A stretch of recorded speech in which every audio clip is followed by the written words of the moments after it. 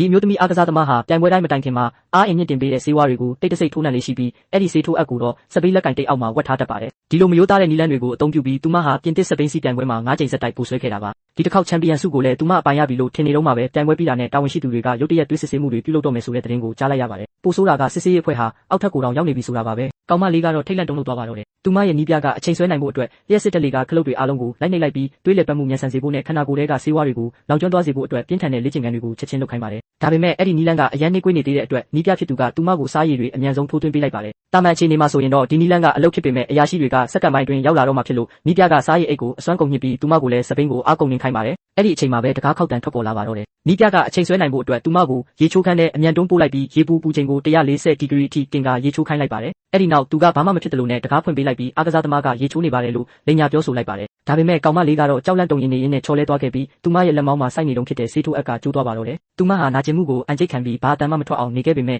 ကျမ်းပြင်ပေါ်မှာတော့အားကိုးရမယ်စွာလဲကျနေခဲ့ပါတယ်အရာရှိတွေကတန်တရားဝင်လာပြီးရေချိုးခန်းထဲကိုအတင်းဝင်ရောက်စစ်ဆေးကြပါတယ်နီးပြဖြစ်သူကတော့အားလုံးဘူးပေါ်မှာလက်ဖက်ရည်ကျန်းဖြစ်ပြီးလို့ထင်နေတော့မှပဲကောင်မလေးဟာရေချိုးခန်းထဲကနေတီတီငင်ငင်လမ်းလျှောက်ထွက်လာပြီးစစ်ဆေးရေးမှုတွေကိုပြုံးပြကတွေးဖောက်စစ်ဆေးမှုကိုအပြေအဝပူးပေါင်းဆောင်ရွက်ခဲ့ပါတယ်အရာရှိတွေထွက်သွားပြီးတဲ့နောက်မှာတော့သူမဟာကိုပိုင်ဆေးရုံတစ်ခုကိုသွားပြီးတွေးပြန်စစ်ခဲ့ပါတယ်ဆရာဝန်ကတော့သူမရဲ့တွေးထဲမှာဆေးဝါးတက်တွေမြင့်တက်နေပေမဲ့ပြိုင်ပွဲရဲ့ကန့်သက်ချက်ကိုတော့ကျော်လွန်ခြင်းမရှိဘူးလို့အကြောင်းကြားခဲ့ပါတယ်ဒီလိုနဲ့ပဲသူမဟာချန်ပီယံဆုကိုနောက်တစ်ကြိမ်ထပ်မံထိန်းသိမ်းနိုင်ခဲ့တာပါသူမလုပ်ခဲ့တဲ့လုပ်ရက်ကတကယ်ပဲတန်ဖိုးရှိတယ်လို့တင်ထင်ပါသလားနောက်ထပ်စိတ်လှုပ်ရှားစရာကောင်းတဲ့ရုပ်ရှင်ဗီဒီယိုတွေကိုကြည့်ရှုဖို့အတွက်ကျွန်တော်ကို follow လုပ်ထားပေးကြပါဦး